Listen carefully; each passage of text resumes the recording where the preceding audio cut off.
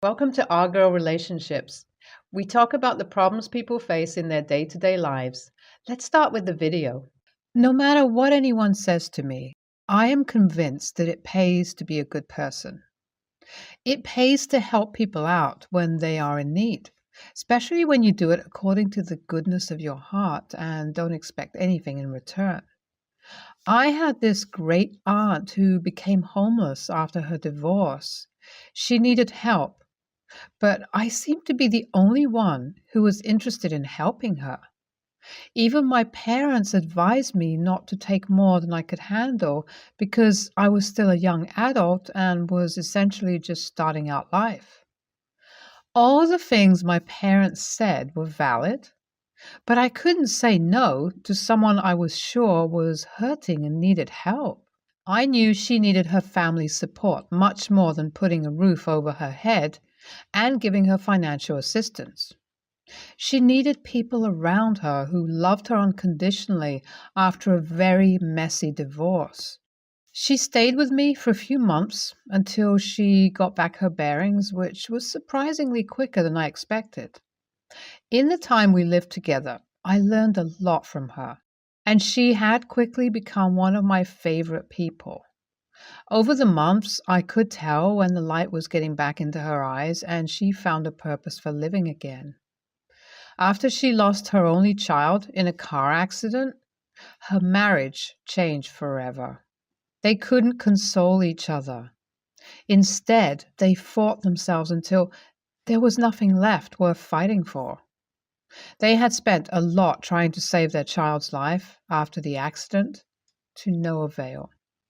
Their finances got affected, and their love dwindled. No intervention could have saved their marriage, except they both were willing to give it a try again. My great aunt told me she would have done anything, sold all she had, and even took a loan to save her child's life. But he still died. He had a broken spine and so many broken bones that if he lived, he wouldn't be able to live his normal life. For months, he fought for his life. It was so sad knowing he was the only child.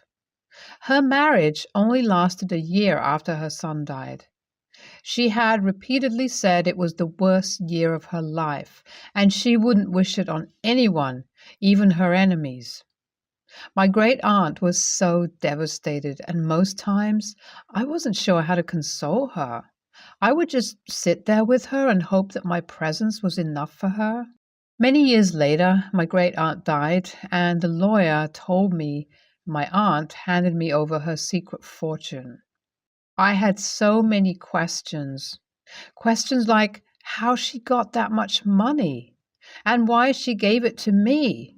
If she was this rich, why did she pretend to be homeless? Apparently, she had put it all in the trust fund for when her child turned 30, but he never got there. The money was so huge, it made me lightheaded when I found the exact figure. She wrote a letter thanking me for being there when she needed a family.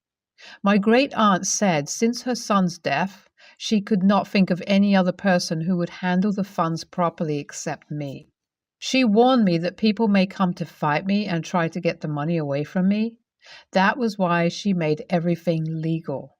She told me she wanted me to have her money, so no matter what others did to intimidate me, I should not budge. It was a great responsibility to suddenly be in charge of that money. Sometimes I would get anxious and worried that I would squander it. There is a difference between working hard and building up to be able to have that kind of money and just waking up and having it one day. My great aunt was so right because once word got out, I became the enemy that didn't want to share the inheritance. Everyone suddenly felt that they were entitled to some of her money. They fought me so hard, called me names, and harassed me at different times. Even though my parents didn't fight me, they thought she could have given them something too.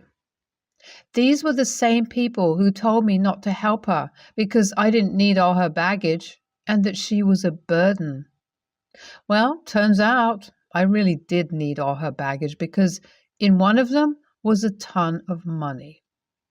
It still baffles me how some of her family members on both sides think they have a say in the money. Every day, I receive a call or text from at least one person telling me about how selfish I am and that I stole what was rightfully theirs. Some even go as far as showing up at my house to harass me. The best part is I also don't have access to the money till I turn 30, so I don't know what the fuss is about. If they push me to the wall, I would report all of them to the police and most likely get a restraining order. I don't want to do that because it would cause more problems in the family.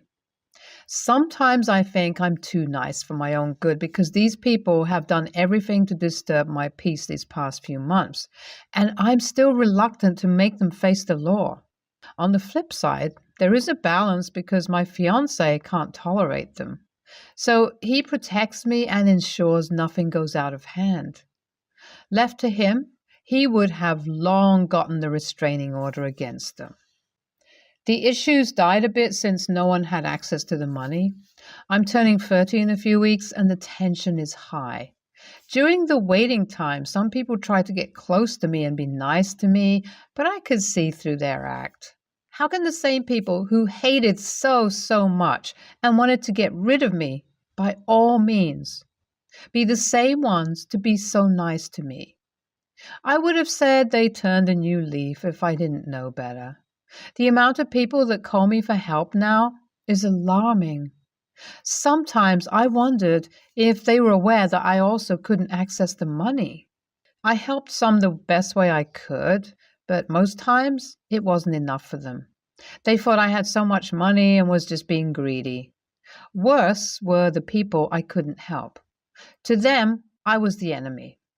My great-aunt's lawyer informed me that someone tried to bribe him to change up her will so some of my great-aunt's wealth could go to them. They claimed to be more family to her than I could ever be. The lawyer told me he wanted me to be very careful, only go to public places and not stay out too long because they could do anything, especially now that I was turning 30 very soon. He even suggested I get my personal security personnel, but I thought it was too much, so I refused.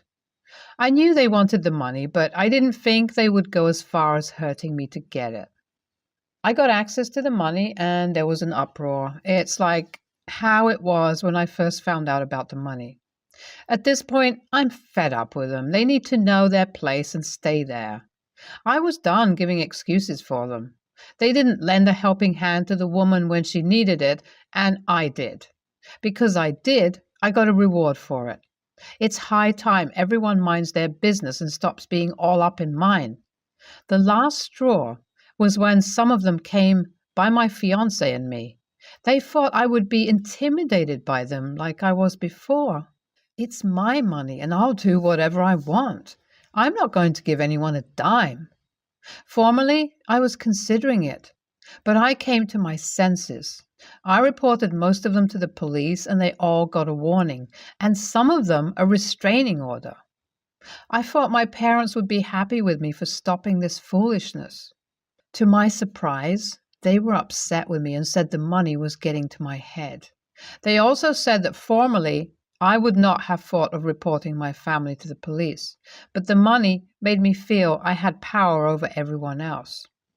I wonder if they didn't see how uncomfortable it was for me to constantly have people on my neck, people who didn't have my best interest at heart. I honestly don't care what anyone thinks. My mental health and peace of mind are essential to me now. How I feel is definitely not how it should feel to be rich. I have cut everyone off and blocked all their numbers. My fiancé and I would also be moving to a new apartment. We intend to live a more private life from now on. If my parents are still acting up, I'll give them time, and if they don't come around, it's their loss. I have a few big ideas about what I'll use the money for. My great aunt has given me a new life, and I can't thank her enough.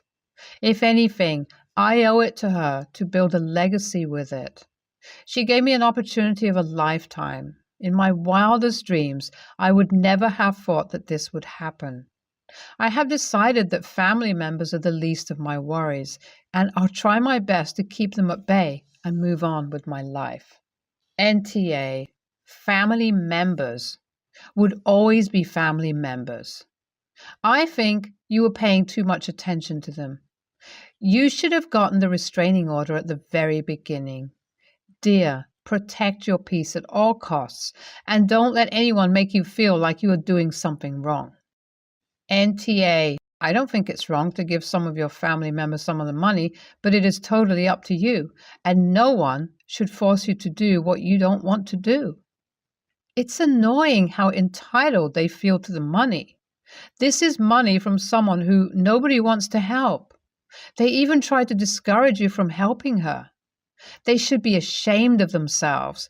Instead, they want to participate in what they don't deserve. Anyone thought about how condescending her parents are? My family is renting a house for the weekend, and I volunteered to do the grocery run. I also said I would take the kids with me so they weren't underfoot while everyone unpacked. 2 are mine, 2 are my sister's, and 1 is my brother's. While at the store, I said each kid could have a discretionary budget of $10 for snack food. Keep in mind that that's $50 altogether. One of my sister's kids wanted a box of Gushers and 2 of the tins of Blue Diamond almonds. That's $13 altogether. I suggested she put back the tins and get a bag of the store brand instead, which is actually more almonds, weight-wise, and would put her at around that $10 mark. She said she didn't want to because she wanted those flavors. I suggested she put back the Gushers and get a cheaper candy then. She started to cry, so I said I was sorry, but she needed to decide what she wanted most because she can't have everything. She got 2 bags of gummies instead of the Gushers, and she was put out, but the situation was resolved. Then she saw what my kids got. They both got store brand stuff, so they had a ton.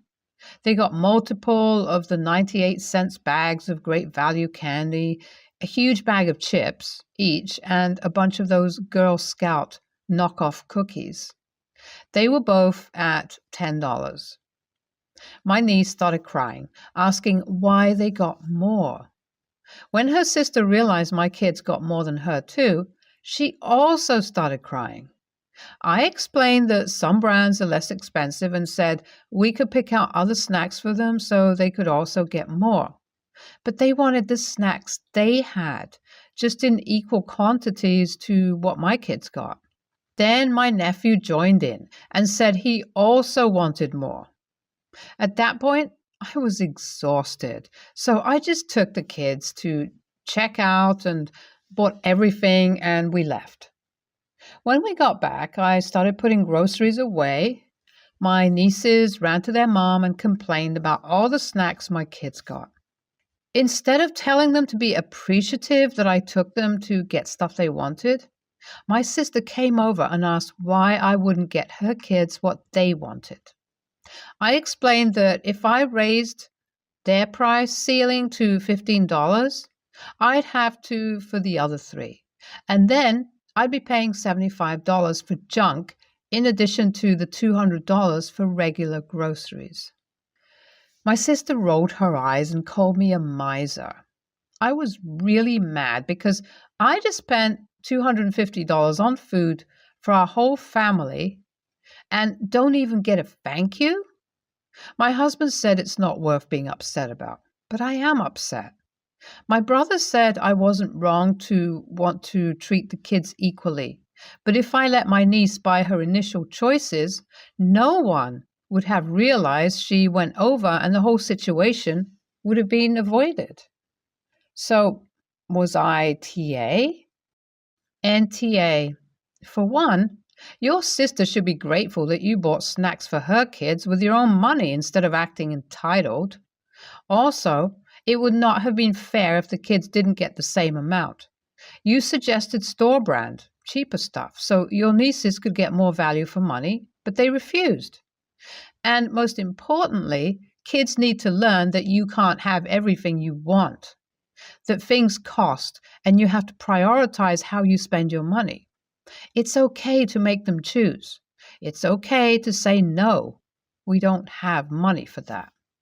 Absolutely, NTA. You gave alternative options and explained why your kids got more. It wasn't where they spent more money. They were just more careful about what they bought and bought cheaper options. The kids need to learn that. Unfortunately, sometimes that means sacrificing other things and that they can't always get what they want. And you can let your siblings know that they can take their kids back to the store and buy them what they want with their own money. And good for you for sticking to your budget. Even if no one would have noticed, you would have, and that is enough. I dated Kathy for a year, and we have a daughter together, Maddie, 8, female. We tried 50-50 custody, but Kathy has 2 kids from a previous relationship that constantly bullied Maddie. She'd come home in tears and refused to leave my side every week.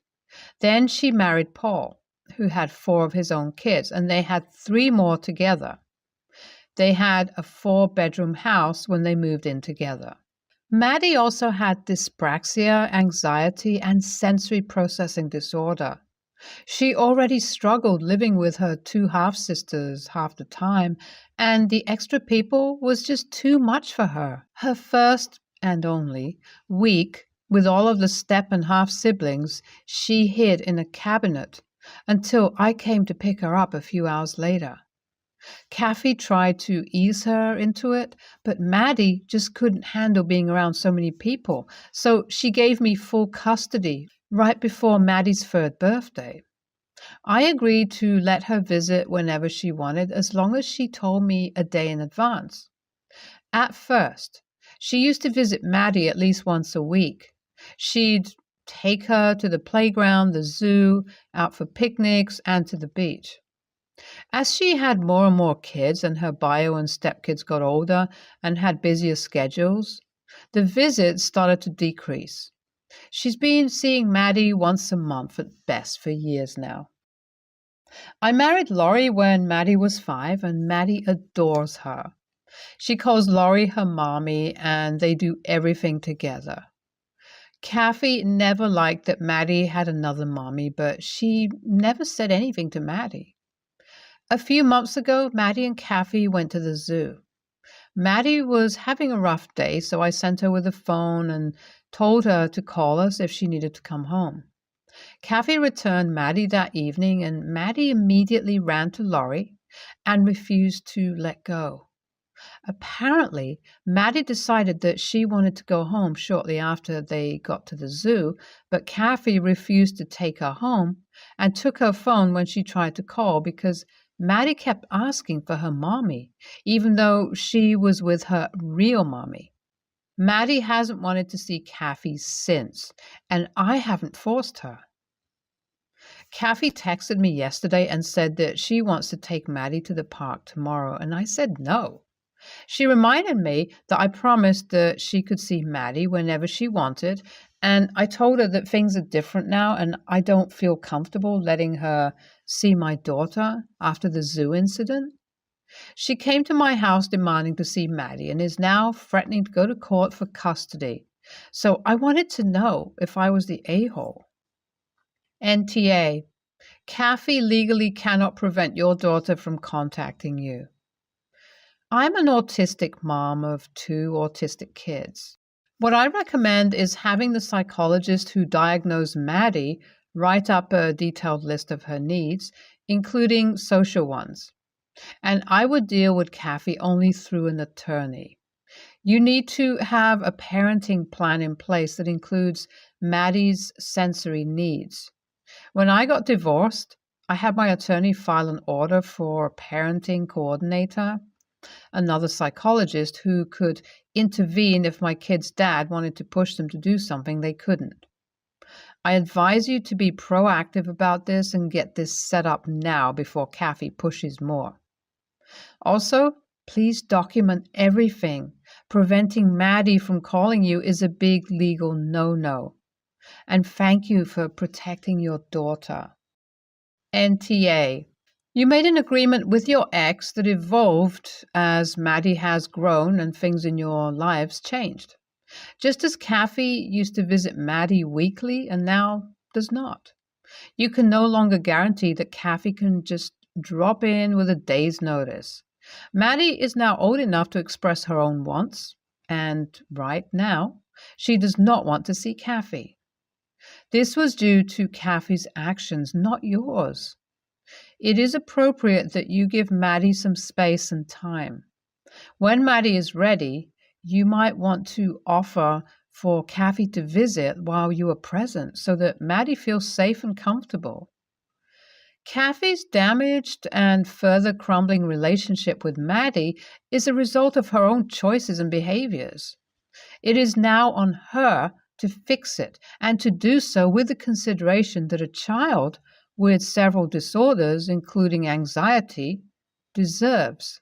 Simply yelling at Maddie and then yelling at you does not indicate that she wants to improve her relationship with Maddie. It just indicates that she wants Maddie to be a good doll who plays the perfect daughter whenever Kathy deigns to drop in. Your job in this is to respect and care for your daughter, not force her to politely fake a relationship with an absentee parent. NTA. But the second she utters the words custody and court, I would direct any further communication to an attorney, or at least document and further conversations if possible. If she has an official diagnosis, her doctor should be able to document what your daughter's precise needs are and how your ex is supposed to navigate them. Her jealousy doesn't give her a free pass to be petty to her daughter and potentially hurt her with her childish behavior.